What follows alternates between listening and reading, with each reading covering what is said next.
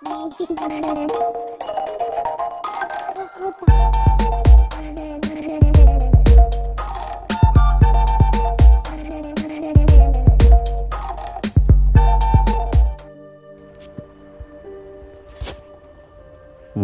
ও জননীর গল্প, হুমায়ুন আহমেদ, পর্ব 56। কলিমুল্লাহ তার স্ত্রী শাশুড়িকে নিয়ে বর্তমানে নিউ পল্টনে যে বাড়িতে বাস করছে সেই বাড়ির নাম হেনা কুটির। বাড়িটা দোতলা, সব মিলিয়ে 8টা কামরা, 2টা দক্ষিণমুখী। একটা দক্ষিণমুখী ঘরে সে তার স্ত্রী মাসুমাকে নিয়ে থাকে, অন্যটায় তার শাশুড়ি, বড় মেয়ে মরিয়ম, ছোট মেয়ে মাফরুহা এবং ছোট ছেলেটাকে নিয়ে থাকেন। মরিয়মের জন্য আলাদা ঘর দেয়া হয়েছে, সে সেখানে থাকে না, একা তার ভয় লাগে। বাড়ির সামনে ছোট্ট লনের মতো আছে, লনে দেশি ফুলের গাছ। বাড়ির একপাশে হাসনা হেনার ঝাড়। বাড়ির পেছনে বেশ অনেকখানি জায়গা, সেখানে 2টা বড় কামরাঙ্গা গাছ আছে। একটা গাছের গুড়ি শ্বেত পাথরে বাঁধানো। কলিমুল্লাহ রোজ কিছু সময় এখানে কাটায়, তার হাতে তখন কাগজ কলম থাকে। কামরাঙ্গা গাছের গুড়িতে হেলান দিয়ে গাছের চিরল চিরল পাতা দেখতে তার ভালো লাগে।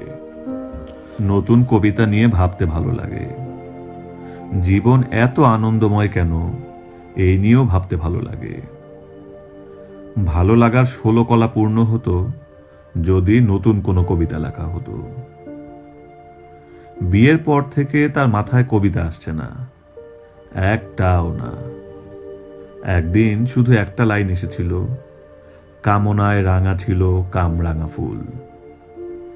এইখানেই সমাপ্তি, দ্বিতীয় লাইনটা আসেনি। প্রথম লাইনটাও মাথা থেকে যায়নি।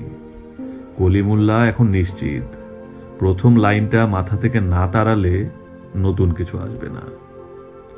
তার এখন প্রধান চেষ্টা মাথা থেকে প্রথম লাইন সরানো।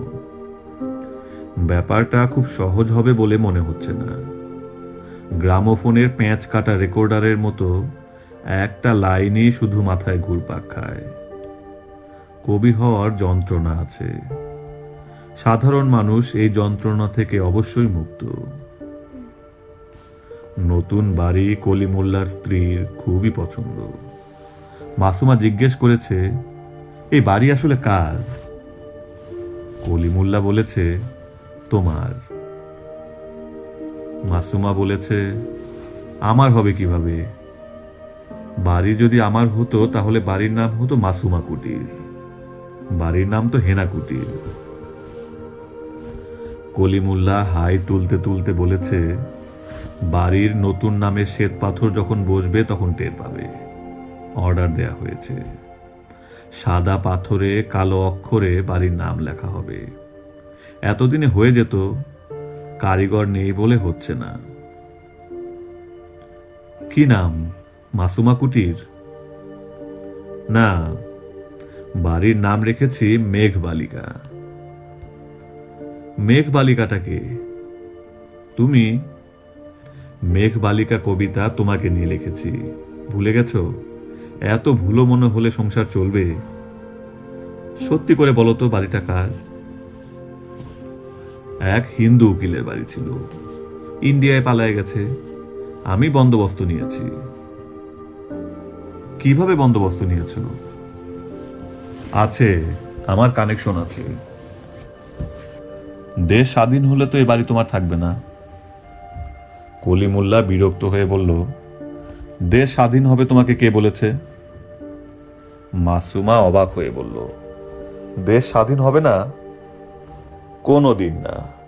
পটকা ফুটিয়ে দেশ স্বাধীন করতে লাগবে খুব কম করে হলেও 150 বছর। বাঙালি জাতি কিরকম জানো? বাঙালি জাতি হলো স্ফুলিঙ্গ জাতি, যে কোনো বিষয়ে উৎসাহে স্ফুলিঙ্গের মতো ঝলমল করে। সেই উৎসাহ ধপ করে নিভে যায়। স্ফুলিঙ্গ নিয়ে রবীন্দ্রনাথের কবিতা জানো? না। রবীন্দ্রনাথ লিখেছেন, স্ফুলিঙ্গ তার পাখায় পেল ক্ষণকালের ছন্দ, উড়ে গিয়ে ফুরিয়ে গেল তাতেই তার আনন্দ। মাসুমা মুগ্ধ গলায় বলল, এত কবিতা তুমি জানো, আশ্চর্য। মাসুমা যতই তার স্বামীকে দেখছে ততই মুগ্ধ হচ্ছে। প্রায় তার মনে হয়, একটা মানুষ একই সঙ্গে এত জ্ঞানী এবং এত ভালো হয় কিভাবে। ভাগ্যিস দেশে একটা যুদ্ধ শুরু হয়েছে। যুদ্ধ শুরু হয়েছে বলেই তো এমন একজন অসাধারণ মানুষের সঙ্গে হুট করে তার বিয়ে হয়ে গেল। যুদ্ধ যদি না হতো আর বাবা যদি তাদের সঙ্গে থাকতেন, তাহলে নিশ্চয়ই তার বিয়ের জন্য ডাক্তার, ইঞ্জিনিয়ার খোঁজা হতো, কবি খোঁজা হতো না। মাসুমা এখন তার স্বামীর প্রতিটি কথা মনে প্রাণে শুধু যে বিশ্বাস করে তাই না, কথাগুলি অন্যদের শোনানোর দায়িত্ব অনুভব করে। মরিয়ম এখন তার মেজ বোনকে ডাকে হিজ মাস্টার্স ভয়েস। মাসুমা এতে রাগ করে না, সে আনন্দই পায়।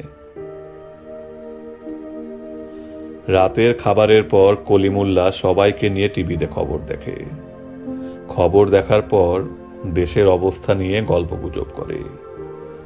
এই সময়টা মাসুমার খুব ভালো কাটে। গল্প বলার সময় তার মনে হয়, একটা মানুষ এত সুন্দর করে কথা বলে কিভাবে, আর কত তার আদব কায়দা।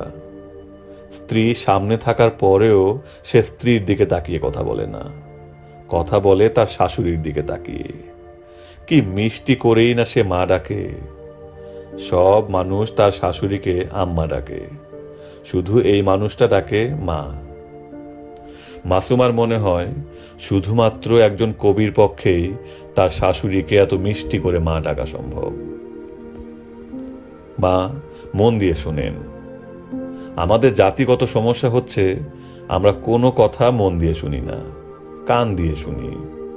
আমরা অতীত নিয়ে হইচই করি, ভবিষ্যতে কি আসছে সেটা নিয়ে ভাবি না, ঘটনার অ্যানালাইসিস করতে পারি না। আমি আজ একটা অ্যানালাইসিস দেব, দেখেন আপনার কেমন লাগে। মুক্তিযুদ্ধের নামে যে পটকা ফাটাফাটি হচ্ছে তার পেছনের প্রধান মানুষ কে? শেখ মুজিবুর রহমান। তিনি কোথায়? জেলে। তার কপালে কি আছে? ফাঁসির দড়ি। কাজেই শেখ মুজিবুর রহমানের প্রসঙ্গ এইখানেই শেষ, ফুল স্টপ, কমা সেমিকলন না, একেবারে ফুল স্টপ। বাকি থাকলো কারা? আওয়ামী লীগের নির্বাচিত প্রতিনিধিরা। তারা কি করছেন? একে একে দল ছেড়ে ইয়াহিয়া খানের সঙ্গে যোগ দিচ্ছেন। আজও একজন করেছেন, চট্টগ্রামের এমপি সিরাজুল ইসলাম চৌধুরী। কিছুক্ষণ আগেই নিউজে দেখলেন না? গত সপ্তাহে বগুড়ার 2 আওয়ামী এমপি পাকিস্তানের সঙ্গে যোগ দিল। এরা কেউ বেকুব না, এরা বাতাস বোঝে, কখন কোন দলে যেতে হবে জানে। যারা প্রথম ধাক্কা ইন্ডিয়া চলে গেছে তারা পড়েছে বেকায়দায়। ইচ্ছা থাকলেও ইয়াহিয়ার সঙ্গে যোগ দিতে পারছে না। তারা আছে সুযোগের অপেক্ষায়, ফিরে এলো বলে। তারা যে আশা করছে ইন্ডিয়া বাংলাদেশের জন্য যুদ্ধ করবে, সেই আশার গুড়ে শুধু বালি না, আশার গুড়ে গু। মা, একটা খারাপ কথা বলে ফেলেছি, বেয়াদবি মাফ করবেন। ইন্দিরা গান্ধী সাগু খাওয়া মেয়ে না, সে নামতা জানা মেয়ে। ইন্ডিয়া পাকিস্তানের সঙ্গে যুদ্ধ শুরু করলেই লাদাখ দিয়ে শত শত চাইনিজ সৈন্য ইন্ডিয়ার ভেতরে ঢুকে পড়বে। এক টানে তারা চলে আসবে মেঘালয় পর্যন্ত। ইন্দিরার অবস্থা তখন কি হবে? ইন্দিরাকে বলতে হবে, ভিক্ষা চাই না, তোমার কুত্তাটাকে একটু সামলাও। এইখানেই শেষ না, থাবা মেরে বসে আছে আমেরিকা। প্রেসিডেন্ট নিক্সন ঝিম ধরে আছেন। তবে ঝিম ধরা অবস্থাতেও সিগন্যাল পাঠিয়ে দিয়েছেন ইন্ডিয়ার কাছে। সিগন্যালটা হলো, ইন্দিরা, তুমি অনেক দিন আমাদের চিরশত্রু রাশিয়ার সঙ্গে ঘষাঘষি করেছ, আমি চুপ করে দেখেছি, আর দেখব না। আমেরিকা কি বুঝেন তো মা? আমেরিকা হলো বাঘের বাবা টাগ। বাঘ লাফ দিয়ে ঘাড়ে পড়ে, টাক লাভ দেয় না, লেজ দিয়ে একটা বাড়ি দেয়। এক বাড়িতেই কাজ শেষ। মরিয়ম ভয়ে ভয়ে বলল, যারা মুক্তিযুদ্ধ করছে তাদের কি হবে? কলিমুল্লাহ মরিয়মের দিকে তাকিয়ে বলল, আপা, সত্য জবাবটা আপনাকে দিতে খারাপ লাগছে, কারণ ভাই সাহেব মুক্তিযুদ্ধে গেছেন। ঝড় বৃষ্টি প্যাক কাদায় কি করতেছেন তিনিই জানেন। তারপরেও সত্যটা বলি, এদের মোহভঙ্গ হবে। অনেকের ইতিমধ্যে হয়েও গেছে। এরা অস্ত্রপাতি ফেলে নিজের নিজের ঘরে ফেরার চেষ্টা করবে। যারা আগে রেগুলার আর্মিতে ছিল তাদের কোর্ট মার্শাল হবে। যারা রেগুলার আর্মির না তাদের কি হবে বলতে পারছি না। শাস্তি হতে পারে, আবার সাধারণ ক্ষমাও ঘোষণা হতে পারে। আজকের মতো আলোচনা শেষ। মা, যান ঘুমাতে যান। আপনার ঘুম কম হচ্ছে, আপনার ঘুম দরকার।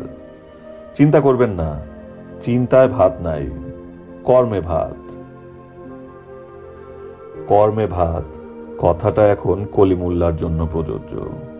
সে প্রচুর কাজ করছে, সেনাবাহিনীকে ছোটখাটো জিনিস সাপ্লাই দিচ্ছে, অদ্ভুত অদ্ভুত সব জিনিস। একবার সাপ্লাই দিল 1 টন নারিকেল তেল। 1 টন নারিকেল তেলের তাদের প্রয়োজনটা কি কে জানে। ট্যাঙ্কের চাক্কায় কি দেবে? জিজ্ঞেস করলে হয়তো জানা যায়। কলিমুল্লাহ জিজ্ঞেস করে না। বাড়তি কৌতূহল দেখানোর দরকার কি? তার সাপ্লাই দেয়া নিয়ে কথা। মিলিটারি সাপ্লাই মানে পয়সা, নগদ পয়সা। মিলিটারি সাপ্লাই ছাড়াও সম্পূর্ণ নতুন এক জায়গা থেকে ভালো টাকা আসছে। টাকাটা অন্যায়ভাবে আসছে তা ঠিক, তবে যুদ্ধের বাজারে ন্যায় অন্যায় দুই যমজ ভাই। বোঝার উপায় নাই কোন ভাই ন্যায় কোন ভাই অন্যায়। দুজনই দেখতে একই রকম। টাকা বানানোর নতুন কায়দাটা হলো বন্দি শিবির থেকে খবর বের করা। আত্মীয় স্বজনরা খবরের জন্য আধা পাগল হয়ে থাকে। টাকা খরচ করতে তাদের কোনো অসুবিধা নাই। গয়না বাড়ি ঘর বিক্রি করে হলেও টাকা জোগাড় করবে। শুধু একটা খবর দরকার, বেঁচে আছে না মারা গেছে। খবর সাপ্লাইয়ের ব্যবসা অনেকেই করছে, ঘরে বসে উপার্জন, কোনো রিস্ক নাই। অনেক বিহারি যেখানে করছে সেখানে তার এই ব্যবসা করতে ক্ষতি কি? বরং লাভ আছে। টাকাটা বিহারিদের হাতে না গিয়ে বাঙালির হাতে থাকলো।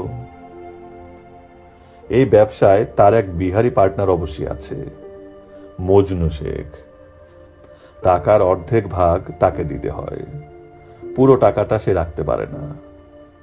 ব্যবসাটা একা করতে পারলে হতো, সেটা সম্ভব হচ্ছে না। বিহারি লোক ছাড়া বিষয়টা বিশ্বাসযোগ্য করা যায় না।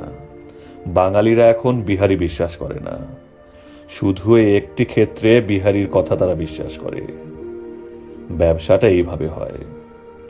একজন এলো, তার ভাইকে মিলিটারি ধরে নিয়ে গেছে। সে বেঁচে আছে না বন্দি শিবিরে আছে জেনে দিবে। তার কাছে খবর পাঠাতে হবে, মুক্তির ব্যবস্থা করা যায় কিনা দেখতে হবে। কলিমুল্লাহ প্রথমে খুব সূক্ষ্মভাবে পার্টির টাকা পয়সা কেমন আছে বোঝার চেষ্টা করে। পার্টি দুর্বল হলে এক ব্যবস্থা, সবল হলে অন্য ব্যবস্থা। মাঝামাঝি অর্থনৈতিক অবস্থার পার্টির সঙ্গে প্রথম দিন কলিমুল্লাহর নিম্নোক্ত কথাবার্তা হয়। আপনার ভাইকে কবে ধরে নিয়ে গেছে? সোমবার। তারিখটা বলেন, শুধু বার বললে তো হবে না। 18 তারিখ। ভাইয়ের নাম বয়স বিস্তারিত একটা কাগজে লেখে আমাকে দেন। ছবি এনেছেন? জি না। কি আশ্চর্য কথা, একটা ছবি সঙ্গে করে আনবেন না? এখন নিয়ে আসি। সিঙ্গেল ছবি বোধহয় নাই, গ্রুপ ছবি আছে। গ্রুপ ছবি থেকে কি বোঝা যাবে বলেন? সিঙ্গেল ছবি জোগাড় করার ব্যবস্থা করেন। তবে আজকে না, আজকে আমার কাজ আছে। আগামীকাল এই সময় আসেন। জি আচ্ছা। খবর কি পাওয়া যাবে? সেটা তো ভাই বলতে পারবো না, অবস্থা বুঝেন না। আমি চেষ্টা করব সেটা বলতে পারি। টাকা পয়সা কত দেব? আরে রাখেন টাকা পয়সা, আগে খোঁজটা পাই কিনা দেখি। আগামীকাল ছবি নিয়ে আসেন, আর ভাইকে যদি কোনো খবর পাঠাতে চান সেটা চিঠির মতো করে দেন। সেই চিঠিতে খবরদার আপনার ভাইয়ের নাম উল্লেখ করবেন না, নিজেদের নামও লিখবেন না। চিঠি ধরা পড়লে বিরাট সমস্যা হয়। ভাই সাহেব, কিছু টাকা দিয়ে যাই। আপনার মনে হয় টাকা বেশি হয়ে গেছে? এখন বাড়িতে যান, আল্লাহ খোদার নাম নেন, টাকা খরচে সুযোগ পাবেন। পার্টি খুবই খুশি হয়ে বাড়ি যায়। এক ধরনের ভরসাও পায় যে এরা ধান্দাবাজ না। পরের 2 সপ্তাহ পার্টিকে শুধু খেলানো। প্রথমবার বলা যে বেঁচে আছে, তবে পুরোপুরি নিশ্চিত না। তারপরের বার বেঁচে আছে এই ব্যাপারে পুরোপুরি নিশ্চিত, তবে মিলিটারি খুবই অত্যাচার করছে, মার বন্ধ করার জন্য টাকা। তারপরের বার খাওয়া দাওয়া বন্ধ, এক বেলা শুধু একটা শুকনা রুটি দিচ্ছে। টাকা খরচ করলে হয়তো রেশনের খাওয়া পাবে, তবে নিশ্চিত। শেষবার বড় অঙ্কের টাকা নেওয়া হয় মিলিটারিকে ঘুষ দিয়ে রিলিজ করে নিয়ে আসার জন্য, তবে আগেই বলা হয় সম্ভাবনা মাত্র 30%। ভাগ্য ভালো থাকলে রিলিজ হয়ে যাবে, ভাগ্য খারাপ হলে পুরো টাকা নষ্ট। এখন আপনি দেখেন চান্স নেবেন কিনা। আমাকে যদি জিজ্ঞেস করেন আমি বলবো চান্স না নিতে। এরা আজকাল রিলিজ করে দেবে এই বলে টাকা খায়, কিন্তু কাজ করে না। বিরাট হারামি জাতি। এই কথা বলার পরেও সব পার্টি টাকা দেয়। সম্ভাবনা যত কমই হোক, একটা চেষ্টা তো করা হলো। কলিমুল্লাহকে গুছিয়ে কথা বলা ছাড়া আর কিছুই করতে হয় না, ঘরে বসে রোজগার। কলিমুল্লার মাঝে মাঝে মনে হয় যুদ্ধের সময় হলো বুদ্ধি পরীক্ষার সময়। বুদ্ধি থাকলে যুদ্ধের সময় করে খেতে পারবে, বুদ্ধি না থাকলে শেষ। নিজের বুদ্ধিতে কলিমুল্লাহ নিজেই মাঝে মাঝে চমৎকৃত হয়। জোহর সাহেবের সঙ্গে কলিমুল্লার যোগাযোগ আছে, তবে জোহর সাহেব এখন আগের চেয়ে অনেক ব্যস্ত। সব সময় তার ঘরে লোকজন থাকে, বেশিরভাগ দিন কথাবার্তাই হয় না। কলিমুল্লার ধারণা যে প্রয়োজনে প্রথম তাকে ডাকা হয়েছিল সেই প্রয়োজন ফুরিয়ে গেছে বলেই তার আলাদা ডাক পড়ে না। প্রয়োজনটা কি ছিল তা এখনো কলিমুল্লার কাছে পরিষ্কার না। প্রয়োজন শেষ হলে তাকে পুরোপুরি বিদায় করে দেওয়ার কথা, তাও এরা করছে না। শত ব্যস্ততার মধ্যেও জোহর সাহেব তার দিকে তাকিয়ে পরিচিত ভঙ্গিতে মাথা নাড়েন। এইটাই কম কি? জোহর সাহেব অতি ক্ষমতাধর ব্যক্তি। ক্ষমতাধর মানুষের চোখের ইশারারও দাম আছে। জোহর সাহেবের শরীর স্বাস্থ্য মনে হয় খুবই খারাপ হয়েছে। চাদর আগেই গায়ে দিয়ে রাখতেন, এখন চাদরের নিচে ফুল হাতা সোয়েটার পরেন। দুর্দান্ত গরমে একজন মানুষ ফুল হাতা সোয়েটার এবং চাদর গায়ে দিয়ে থাকে কিভাবে, সেও এক রহস্য। তিনি সারাক্ষণই কাশেন, যক্ষা রোগীর কাশির মতো খুসখুসে কাশি। ব্যাটাকে যক্ষায় ধরেছে কিনা কে জানে। কলিমুল্লাহ যখন ধরেই নিয়েছিল জোহর সাহেব তাকে আর ডাকবেন না, আলাদা করে কথাবার্তা বলবেন না, তখন ডাক পড়ল। সেদিন ঘরে লোকজন নেই, জোহর সাহেব একা। তার পুরনো ভঙ্গিতে চেয়ারে পা তুলে বসে আছেন, খুসখুসে কাশি কাশছেন। কেমন আছো কবি? বিনয়ে গলে যাবার মতো ভঙ্গি করে কলিমুল্লাহ বলল, স্যার আপনাদের দোয়া। টাকা পয়সা ভালো কামাচ্ছেন তো? কলিমুল্লাহ খানিকটা হক চকিয়ে গেল। সে টাকা পয়সা কামাচ্ছে এই তথ্য জোহর সাহেবের জানার কথা না। ব্যাটা মনে হয় আন্দাজে ঢিল ছুঁড়েছে। এরা আন্দাজে ঢিল ছোড়ার বিষয়ে ওস্তাদ। জোহর সাহেব কাশতে কাশতে বললেন, টাকা পয়সা যা কামানোর দ্রুত কামিয়ে নিন, সুযোগ বেশি দিন নাও থাকতে পারে। কলিমুল্লাহ প্রসঙ্গ পাল্টানোর জন্য বলল, স্যারের কি শরীর খারাপ? হ্যাঁ, খারাপ। আমার নিজের ধারণা লাংস ক্যান্সার। ডাক্তার এই কারণেই দেখাচ্ছি না। আপনার শরীর ভালো তো? জি জনাব, আমি ভালো। মোবারক হোসেন সাহেবের মেয়েকে বিয়ে করেছেন? এইবার কলিমুল্লাহ সত্যি সত্যি চমকালো। এই খবর কোনো ক্রমেই জোহর সাহেবের জানার কথা না। বেটা জানে কিভাবে? কলিমুল্লাহ নিজের বিস্ময় গোপন করতে করতে বলল, জি স্যার, অসহায় পরিবার, মনটা এত খারাপ হয়ে গেল, মাথার উপরে দেখাশোনার কেউ নেই, এই ভেবে এত বড় দায়িত্ব নিলাম। আপনার কথাও তখন মনে পড়ল। আমার কথা মনে পড়ল কেন? আপনি বলেছিলেন পরিবারটির জন্য আপনি কিছু করতে চান।